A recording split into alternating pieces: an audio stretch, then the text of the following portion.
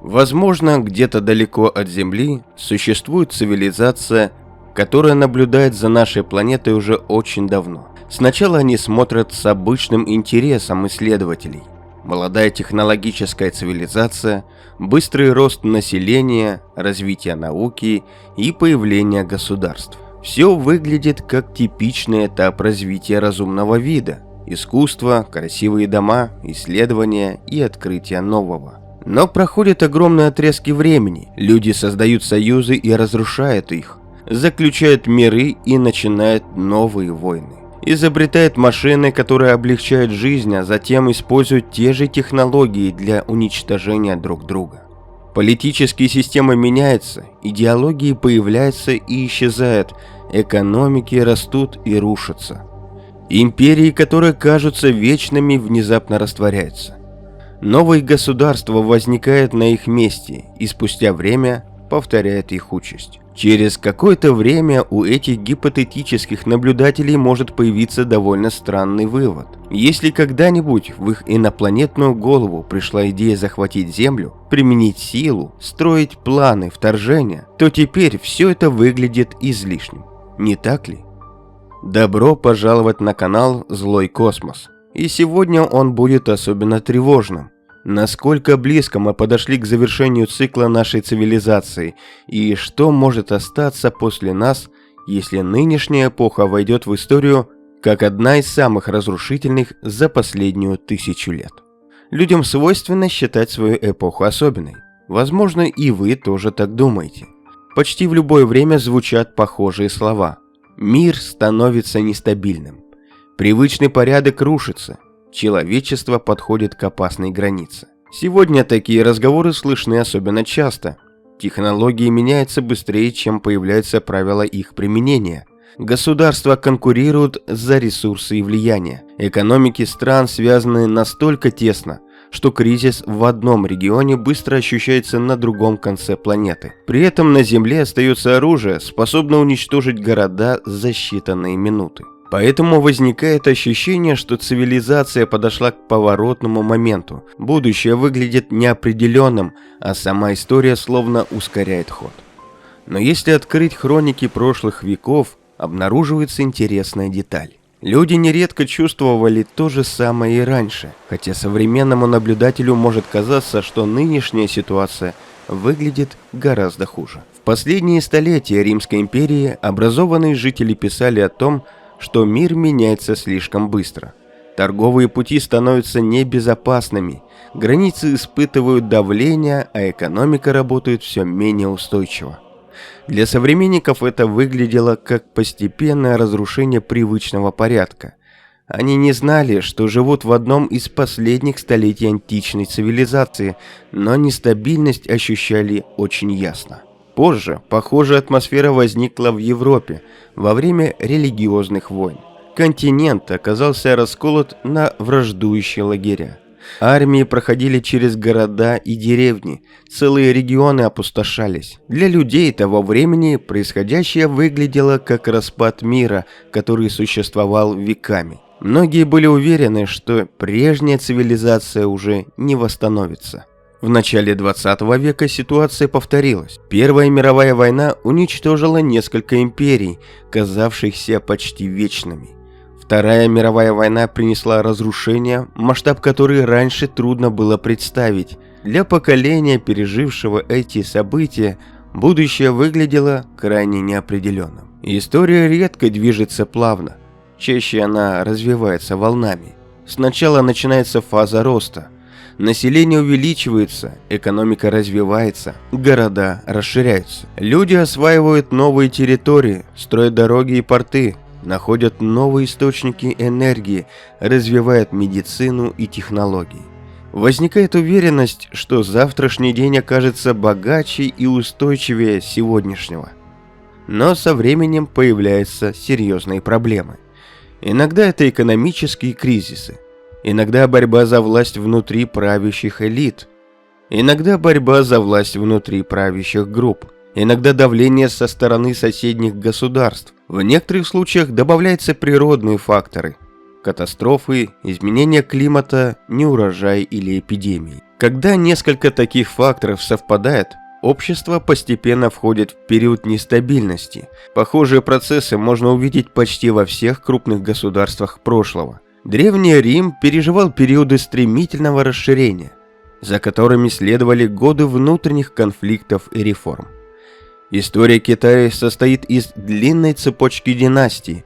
Сначала укрепление власти и расширение территории, затем постепенная потеря устойчивости. На американском континенте города цивилизации майя проходили через фазы бурного роста, после которых многие из них оказывались заброшенными. Когда история начала рассматривать развитие обществ на протяжении тысячелетий, стало заметно, что в этих процессах просматриваются определенные закономерности. Это не означает, что историю можно точно предсказать, как Баба Ванга. Но многие события выглядят менее случайными, если смотреть на них с расстояния нескольких веков. Если обратиться к последним 200 годам мировой истории, такие волны роста и напряжения заметны более ярко. Экономические циклы – лишь часть более широкой картины. Существуют и более долгие процессы, которые затрагивают всю структуру общества. В какой-то момент накопившееся напряжение проявляется в виде политических кризисов, протестов или гражданских конфликтов. После серии потрясений обычно формируется новая система власти, и цикл постепенно начинается снова. Возникает следующий вопрос. Если общество действительно проходит через периоды подъема и кризиса, какие силы толкают их к самым разрушительным событиям истории – войнам? Да, именно война часто становится моментом резкого поворота исторического цикла. Одним из первых исследователей, пытавшихся описать такие закономерности, был немецкий историк Освальд Шпенглер. В начале 20 века он предложил рассматривать крупные культуры как системы, подходящие определенной стадии развития. Его идеи вызвали оживленные споры, но поставили важный вопрос: может ли цивилизация иметь собственный жизненный цикл? По его мнению, на ранней стадии культура проявляет мощную созидательную энергию. В обществе появляются новые идеи, формируются разные направления мысли, складываются художественные и научные традиции. Это время интенсивного поиска. Люди создают новые формы искусства, предлагают объяснение устройства мира и вырабатывают модели общественной организации. Однако, когда система сталкивается с серьезными кризисами, она начинает реагировать медленнее. Усиливаются внутренние конфликты, происходят экономические потрясения, обостряется борьба за власть. Многие историки критиковали Шпенглера за мрачный взгляд на будущее, но сама мысль о повторяющихся стадиях развития оказалась важной для последующих исследований. Эту тему развивал британский историк Арнольд Тонби. Он изучал десятки цивилизаций, от Древнего Египта до государств Средневековой Азии и Европы, и заметил, что многие общества формируются как ответ на серьезные вызовы. Иногда таким вызовом становится климат, иногда географическая изоляция, иногда давление соседних народов. В подобных условиях людям приходится менять устройство жизни и искать новые способы совместного существования.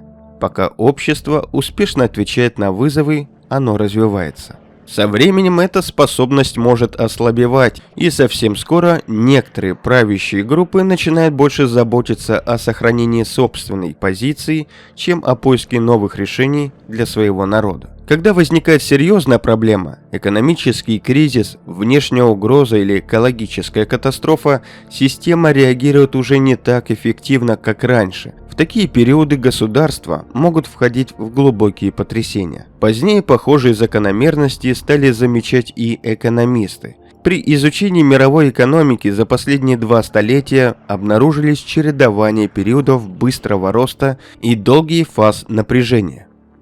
Русский экономист Николай Кондратьев предложил модель длинных экономических волн. По его наблюдениям, мировая экономика развивается циклами продолжительностью около 50 лет. Периоды экономического подъема сменяются временем перестройки и напряжения, и время показало, что это именно так. Параллельно растет экономическое неравенство.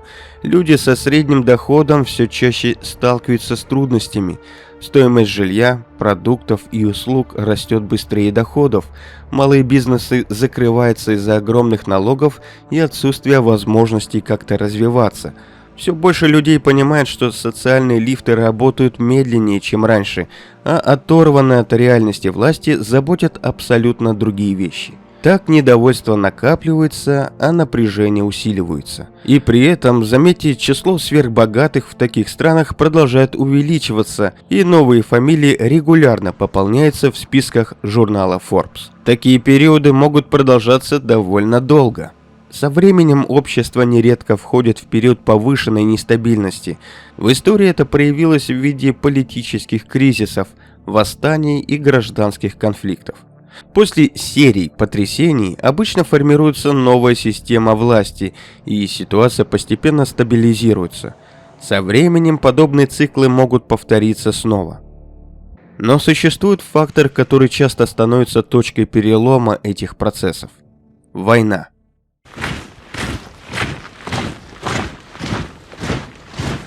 Война никогда не меняется, если только карту мира, где перераспределяют ресурсы и создают новые политические структуры. Чтобы понять, почему войны возникают снова и снова, стоит смотреть на процессы, которые им почти всегда предшествуют. История крупных конфликтов показывает, что они почти никогда не начинаются внезапно.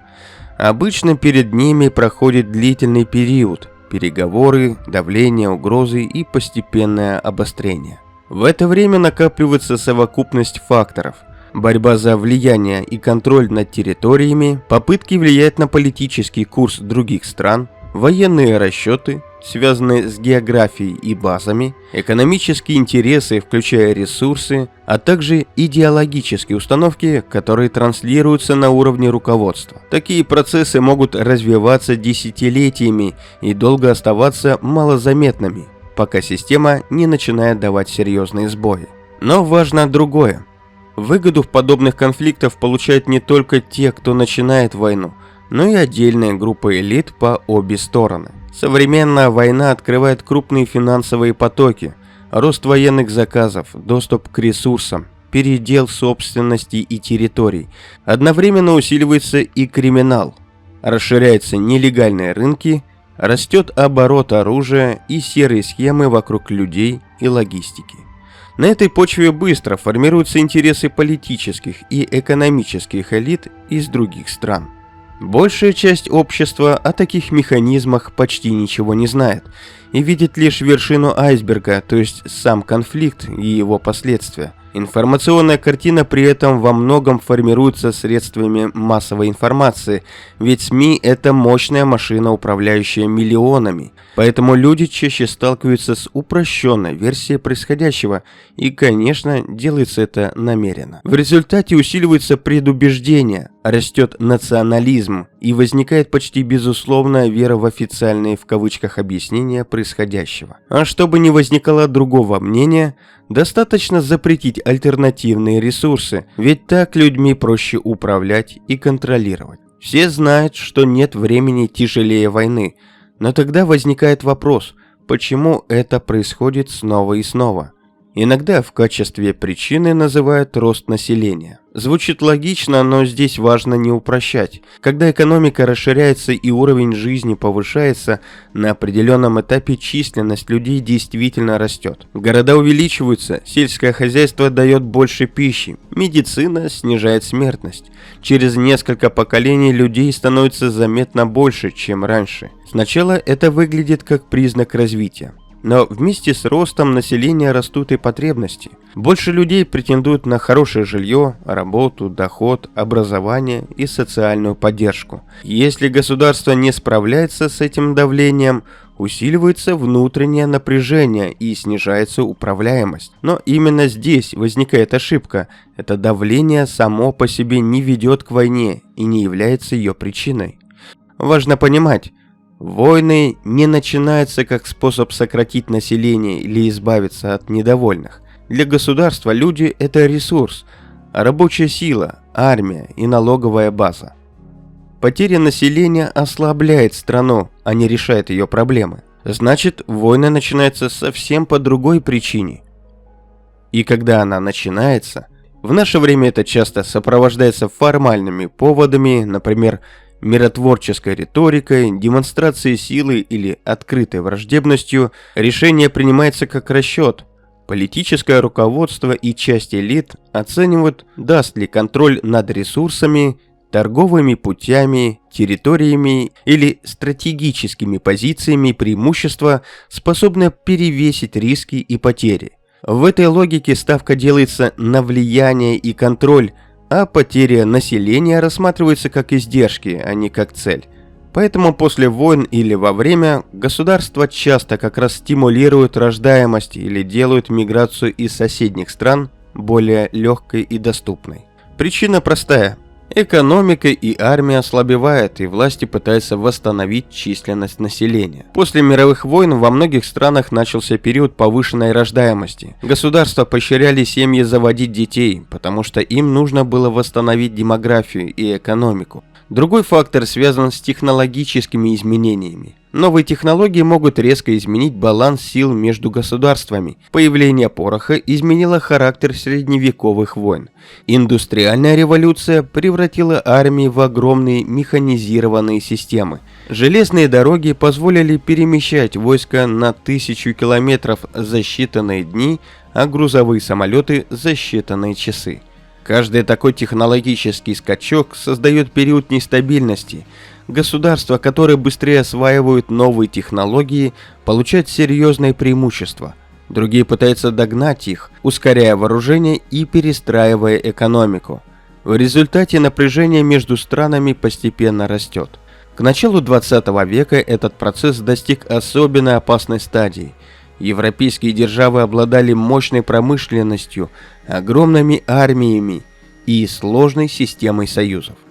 Любой локальный конфликт мог втянуть в войну сразу несколько государств. Так, в 1914 году произошел кризис на Балканах. Цепная реакция союзов привела к мировой войне, которая изменила политическую карту планеты.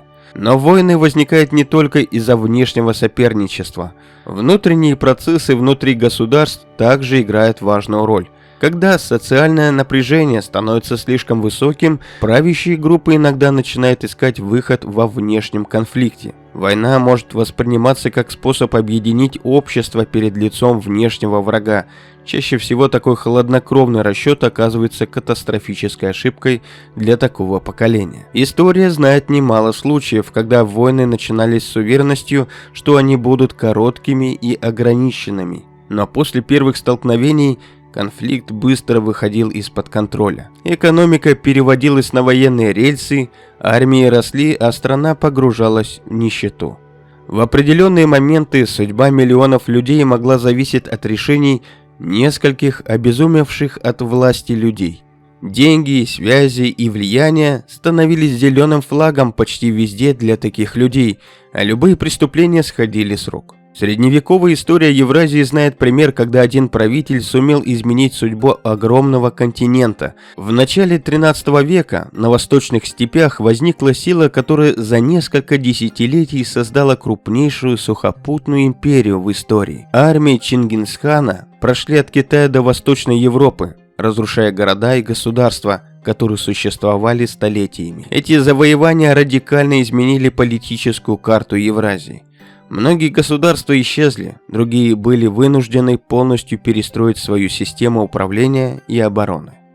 Через несколько столетий другой завоеватель, Тамерлан, вновь потряс огромные территории Центральной Азии и Ближнего Востока. Его армии разрушали города, уничтожали армии противников и перекраивали границы государств. В результате целые регионы на долгое время потеряли экономическую и политическую стабильность. Но особенно опасной такая зависимость стала в 20 веке. Индустриальные технологии сделали войны намного разрушительнее. Государства получили возможность мобилизовать миллионы солдат и производить оружие в промышленных масштабах. Так решения политических лидеров стали влиять на судьбу не только отдельных стран, но и всей мировой системы. Когда в Европе в 1930-е годы усилили радикальные политические движения, континент постепенно оказался на пути к новой катастрофе. Вторая мировая война стала самым разрушительным конфликтом в истории человечества. Миллионы людей погибли, города были разрушены, экономика многих стран оказалась уничтоженной. Но после окончания этой войны мир вошел в еще более опасную эпоху.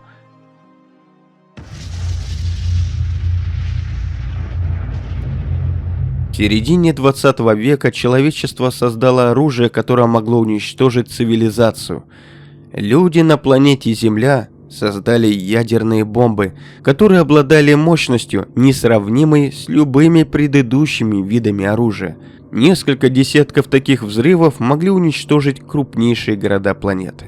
В течение десятилетий две сверхдержавы, Соединенные Штаты и Советский Союз, накапливали ядерные арсеналы. Каждая сторона стремилась иметь достаточно оружия, чтобы гарантировать уничтожение противника в случае войны. Этот баланс страха стал основой политической системы, которую позже назвали «холодной войной». Несколько раз мир подходил к опасной границе. Самым известным таким моментом стал кризис начала 60-х годов, когда напряжение между сверхдержавами достигло критического уровня. Военные корабли, ракеты и стратегические бомбардировщики были приведены в состояние готовности. В течение нескольких дней судьба планеты зависела от решений нескольких политических лидеров и военных командиров. Ошибка, неверная интерпретация приказа или случайный инцидент могли привести к началу ядерного конфликта. В итоге кризис удалось остановить. Но этот эпизод показал, насколько хрупкой может быть глобальная система так называемой безопасности. С тех пор прошло несколько десятилетий, однако сама проблема никуда не исчезла. Ядерное оружие остается на планете и приумножается, теперь и в десятках других странах. А политическое соперничество между государствами не только продолжается, но и усиливается с каждым днем. И здесь возникает один из самых жутких вопросов в истории. Если человечество уже пережило столько разрушительных конфликтов, столько смертей, ужасов и страданий, почему новые поколения снова оказываются на грани повторения тех же ошибок? Почему память о катастрофах прошлого не становится достаточным предупреждением? Ответ на этот вопрос, вероятно, связан с особенностями человеческой природы. Упрямством, гордостью и стремлением отстаивать свои интересы любой ценой.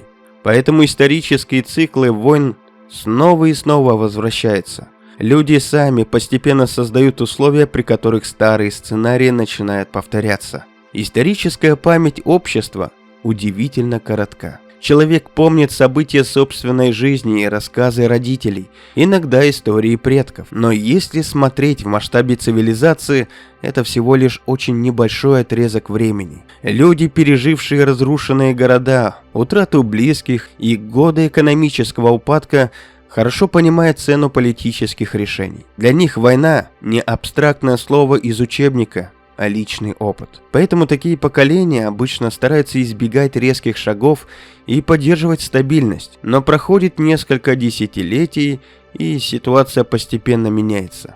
Люди, которые непосредственно пережили ужасное время, начинают уходить. Новое поколение знает о тех событиях уже только по книгам, фильмам и рассказам. Для них война или глобальный кризис становится историей, а не личным воспоминанием. Именно в этот момент в обществе начинает меняться отношение к риску. То, что раньше воспринималось как очевидная опасность, постепенно начинает казаться далеким прошлым, а реальность – острой необходимостью.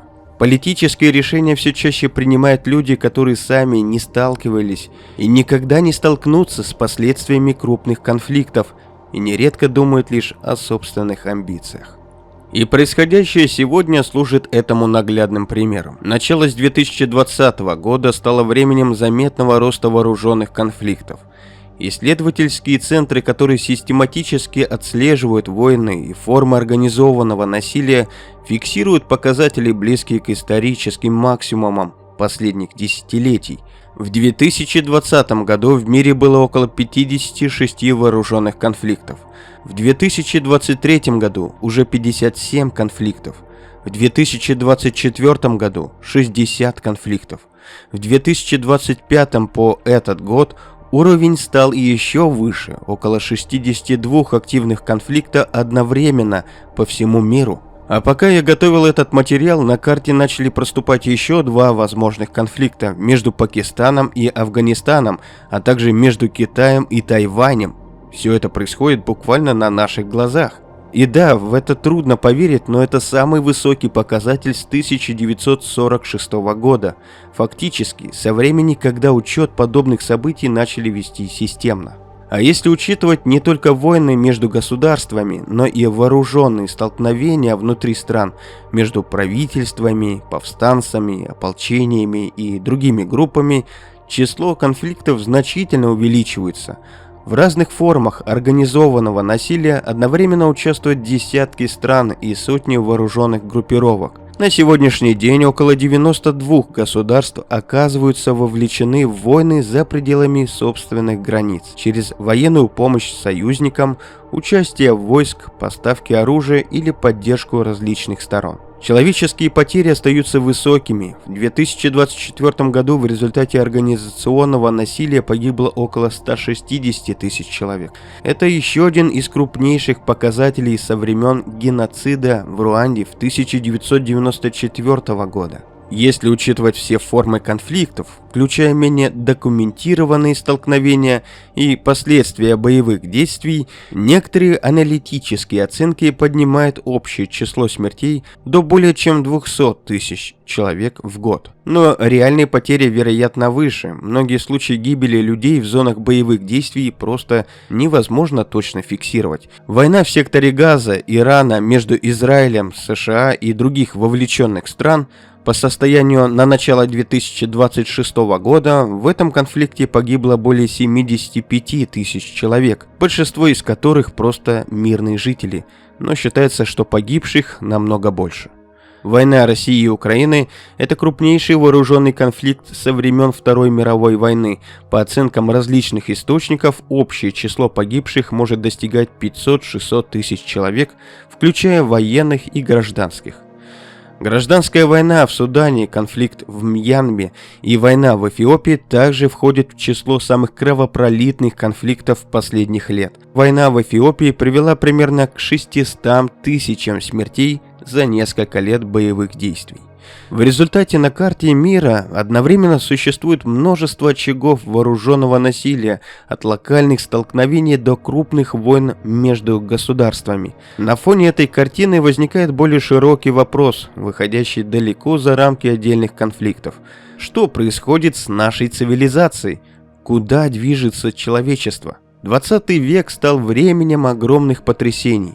Он пережил 2 мировые войны, затем долгую холодную войну, а после ее окончания несколько десятилетий относительной стабильности. Казалось, что крупнейшие конфликты остались в прошлом, и мир постепенно входит в более спокойную эпоху. Однако начало 21 века показывает другую картину. Количество конфликтов растет. Соперничество между крупными державами усиливается, а международная система снова проходит период напряжения и перестройки. При этом человечество никогда прежде не обладало такой силой. Оно стало богаче, технологически развито и научилось управлять энергией, информацией и даже процессами на уровне атомов. Но вместе с этим остается уязвимым перед теми же механизмами конфликтов, которые сопровождали его на протяжении всей истории. Но главный вопрос остается прежним. Сможет ли человечество научиться управлять собственной силой раньше, чем эта сила обернется против него? Вот такая вот не очень радостная тема. Но уж простите. Берегите себя и своих близких. Земля – небольшая точка среди звезд. Если когда-нибудь на нас посмотрят из других миров, пусть они увидят простую вещь в каждом из нас. На этой планете живет вид, который способен стремиться к миру, развитию и космосу. И, возможно, когда-нибудь именно это и станет главной чертой человеческой цивилизации.